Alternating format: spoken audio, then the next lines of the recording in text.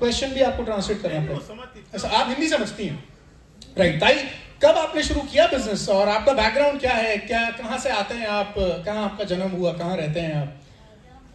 Mic थोड़ा पास में कर लीजिए। जन्म गांव में हो गया। ये माइक, इसका माइक का थोड़ा वॉल्यूम बढ़ाइए प्लीज। माइक चल रहा है? हाँ चालू है, राइट। प्लीज माइक पास में कर लीजिए। जन्म गांव में हो गया, लेकिन पुणे में आके मुझे 22 साल। नहीं, माइक थोड़ा पास में लीजिए। डायरेक्शन में चेंज थोड़ा सा। हेलो, हाँ जी, ऐसे सामने सामने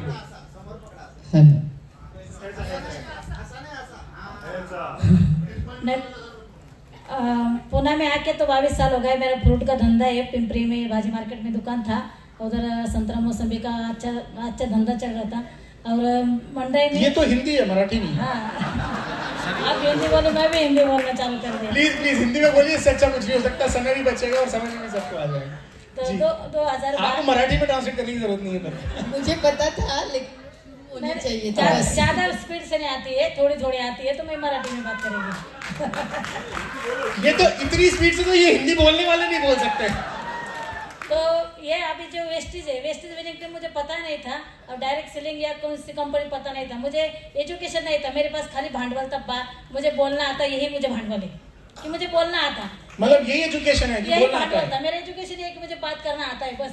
तो जब मैं पुणे में आई तो जी, उतना ही इन्वेस्टमेंट है कि मैं बात कर सकती है। अच्छा, ओके, उतना ही इन्वेस्टमेंट है कि हाँ। बात कर सकते हैं। तो पुणे में आने के बाद वो संतरा मौसम का बिजनेस चल रहा था, अच्छा खासा था। मैं और मेरा हस्बैंड तो आप चलते थे, संतरा मौसम्बी आप बेचते थे? बेचते थे। और कैसे बेचते थे? ऐसे मतलब मंडी में? मंडी में बेचते थे, जमीन पे लगा के या कुछ ऐसे स्टॉल पे लगा के? स्टॉल पे लगा के बेचते थे मंडी में? मंडी में। और मेरे आप खुद बैठते थे? मैं खुद बैठते थे, सुबह 4 बजे जाते थे हम दोनों भी, मेरे हस्बैंड और मैं। और उधर जाने के बाद मेरे एक वही दिमाग से आया कि बिजनेस माइंड था मेरा, जो डुप्लीकेशन कैसा हो जाएगा। मैं अगर एक दिन में 100 डजन मौसमी बेच सकती है, तो हर कोई लगा के मैं 500 डजन मौसमी कैसे बेच सकती है। ऐसा दिमाग में आने के बाद मैं रेलवे स्टेशन में जाके 4 लोग जिनके घर में खाने में नहीं है, ऐसे लड़के को लेके आई, 1000 रुपए रोज का उनका देना चालू कर दिया। और 6 लोग मैं रेलवे में मौसमी बेचना चालू कर दिए। तो उनके घर में रोज के 1000 रुपए चालू हो गए, और मेरे घर में रोज के 50,000 रुपए आने लगे। एक बंदा मुझे 100 डजन मौसमी बेच के देता था दिन में, पुणे से लोनावला तक, वही ट्रेन में बेच के। तो उनके घर 1000 रुपए में चलते थे, और मेरे 500 डजन मौसमी दिन में बेचते थे। तो ये डुप्लीकेशन हो रहा था। तो ये आपने पहले ही करना शुरू कर दिया था? हाँ, पहले से चालू कर दिया कि आखिर कहाँ बेचूं, कितना बेचूं दिन में। अगर ये 100 डजन मौसमी दिन में जाती तो 500 डजन बेचने, तो रेलवे में वो लड़कियों को काम पे लगा दिए। तो फंडा क्लियर होना चाहिए। एजुकेशन कोई मायने नहीं रखती है, फंडा क्लियर था। डुप्लीकेट करना है वो कहीं पर भी अप्लाई हो सकता है। तो वो होने के बाद 2010 में तो ऐसे कोई बंदा है, हमने चाकन में जगह ली थी, तो उधर एक पहचान हो गई था। तो उसने एक डायरेक्ट ये सेविंग प्लान लेके आए हमारे साथ, और बोले सेविंग प्लान बहुत अच्छा है, आप अच्छे पैसे कमा सकते हो, मंडी में है तो फ्यूचर अच्छा हो जाएगा लड़के का, आप ये सेविंग प्लान ज्वाइन कर लो। मैं बोले नहीं, आपकी बहुत पहचान है, आप बात करते हो, अच्छा आप कर सकते हो। ऐसे लगा के 1 महीना चक्कर लगाए वो आदमी ने। मैं बोले नहीं, मुझे करना है, वो नहीं करना है, कैसा भी करके फॉर्म भर दिया, और मुझे वो सेविंग प्लान में डाल दिया। तो सेविंग प्लान में डाल दिया तो मेरा एक वसूल है पैसा, मुझे कुछ जानती नहीं, पहचानती नहीं, एजुकेशन है, लेकिन एक जानना है, कौन से भी धंधे में पढ़ो, लेकिन नंबर 1 धंधा करो। बर्तन घसने वाले बनो, लेकिन नंबर 1 बर्तन घसने वाले बनो। कि हाँ, ये भाई ऐसे बर्तन घसते, घास काटने वाले बनो या नंबर 1 घास काटने वाले बनो, कौन सा भी करो। तो उधर भी मैंने क्या करी कि नंबर 1 काम करने का रखा। तो मेरा महीने का 15 से 20 लाख का उधर जाता था। सेविंग प्लान अच्छा, हाँ, ओके। 6 साल में डबल हो जाएगा, और 500 रुपए की पॉलिसी, 1000 की, वैसे करके मैंने 24 लाख वन डे कलेक्शन कर दिया था एक दिन में।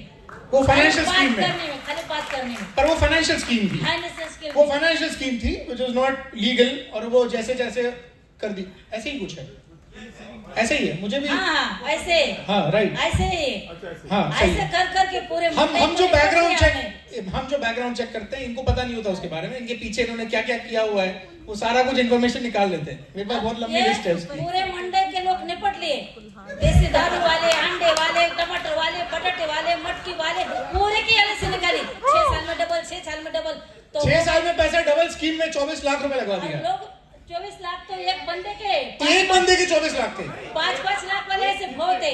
ओ वन डे। वन अच्छा डे तो ये अच्छा। करोड़ों का बिजनेस हो गए। 2-3 साल चला, बाद में वो कंपनी बंद हो गई, लायबिलिटी सिर पे आ गई, तो मंडे में जाना कि नहीं जाना। और वो टाइम में मेरे हस्बैंड को अटैक आ गए 2012 में। ओ वो गुजर गए। छोटा लड़का 10वीं थे और बड़ा लड़का 12वीं में था।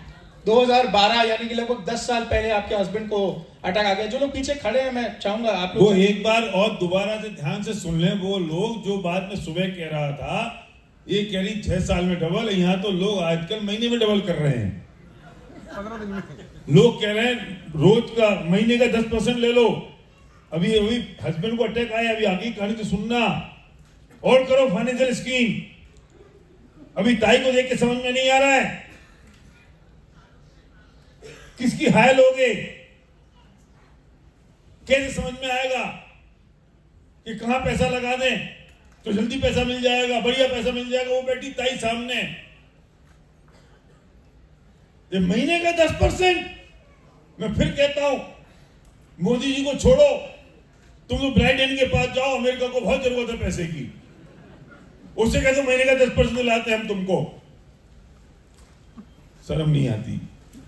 कितनों की हाय लेंगे हम और कहां जाएंगे इतना पैसा कमा के? बोलो ताई, तुम तो बोलो। 2012 में वैसे हो गया, फिर 14, 15, 16 पूरी जिंदगी निपट गई। पैसा तो मैंने खुद का डाला 30 लाख उधर, हस्बैंड के गुजर गए, उनका 5 लाख डाला था, 2-3 बच्चे का 3.5 लाख रुपए मेहमान के सबके डाल के निपट गई। खाली हाथ हो गए। जब अपन चलते ना तो कोई कुछ नहीं करता। गाड़ी चलते चलते अगर रुकती ना तो 100 लोग हाथ दबाते कि तुम आप कैसे रुके। कि वो कंपनी करते थे तो हाइस्ट बात करते थे, हाइस्ट सब एजुकेशन सब अच्छा चल रहा था। तो जब कुछ नहीं लोग रुके तो लोग रुकने भी नहीं दे रहे। तो आदमी जाने के बाद 2012, 13, 14 से मैंने बाहर निकलना बंद कर दिया। अगर कोई कंपनी लेके आता थी तो मैं डंडा लेके खड़े रहती थी उसके सामने कि अभी करना नहीं है, अभी करना नहीं है, अभी कौन सी कंपनी करना नहीं है। हम खुद भी हो गए खाली और तुम भी हो गए खाली, कोई लेके नहीं आना। बोले नहीं, मंगलता अच्छी बात करती, मंगलता टॉप 10 में अच्छे करती थी, बहुत सारा बिजनेस करे, कोई और लेके आ रहा है एक कोई भी आ रहा है। बोला नहीं नहीं चलो ये कंपनी अच्छी है, इधर पैसा नहीं लगाना है, ये नहीं करना है। तो मैं डंडा लेके खड़े हो देती थी, झगड़े करती थी, पानी भी नहीं देती थी, चाय भी नहीं देती थी। मुझे फिर आया वेस्टेज। आप डिप्रेशन में कैसे गए? डिप्रेशन में चले गए आप? हाँ, वो बताओ। मैं डिप्रेशन में ऐसे गई तो मेरे घर में मैं खाना नहीं खाती थी, झाड़ू नहीं लगाती थी, नाश्ता नहीं करती थी और दिन भर खाली सोचते रहती थी ये कैसा होगा, ये कैसा एक्सीडेंट होगा। इतना मंडी तो बंद हो गई, हस्बैंड भी चले गए, पैसा भी नहीं है, बच्चे एजुकेशन कर रहे हैं। मंडी कैसे बंद होगी? मंडी में जाना बंद कर दिया, लोगों को पैसे तो लोग आ जाते होंगे वहां पे। तो उनके तो 2015 में मैच्योरिटी मिलने वाला था, लेकिन मेरे मिस्टर माल लाते थे और फिर मैं बेचती थी। मुझे माल लाना मालूम नहीं था। और बड़ा लड़का तो फिर आपको मतलब फाइनेंशियल इनकम जो सब था सब खत्म हो गया? खत्म हो गए। जगह पे हम दोनों तीनों और घर में तो तीनों थे। भाई मेरा एक आया तो वो साथ देने के लिए और 2 लड़के और मैं। फिर तो 2 लड़के हैं आपके? हाँ, रिश्तेदार आने बंद हो गए।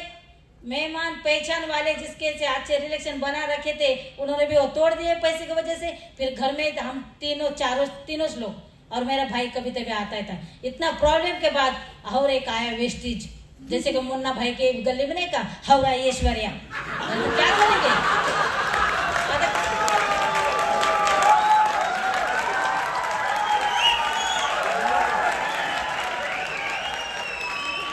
तो जब आया तो मैंने वही जब भी सुना नहीं मैंने प्लान। मुझे स्पैरो लेना बात करने में नहीं आता। खाली 2 लोगों की वजह से मैं क्राउन बने और 2 लोगों की वजह से यहाँ आई। एक तो Eknath comber sir, Shirish sir वाले, मेरा down line Amol Kamble sir. Eknath sir ने जब मुझे पहली बार देखा तो मेरे सिर पे इतना बोझा था, जैसे आपने बोला बात हो चुकी है लेकिन वो कैसी है हमारे में ये बोलते क्या गोचिड़, वो चिटकुन बस ले चिपक के बैठी, वो निकल रही नहीं थी। इतना पैसा लगाए, या करे वो करे वो, तो कुछ बात दिखाई नहीं दे रही थी, कुछ सुनाई नहीं दे रहा था। तो बाद में एकनाथ सर आए और एकनाथ सर के बात सुनने के बाद मेरे 2 लड़के और मैं इंस्पायर हो गए कि ये कुंभार है, इनके हाथ में मट्टी ढेर बन के रहो, ये कुछ भी आकर देगा कुछ नहीं।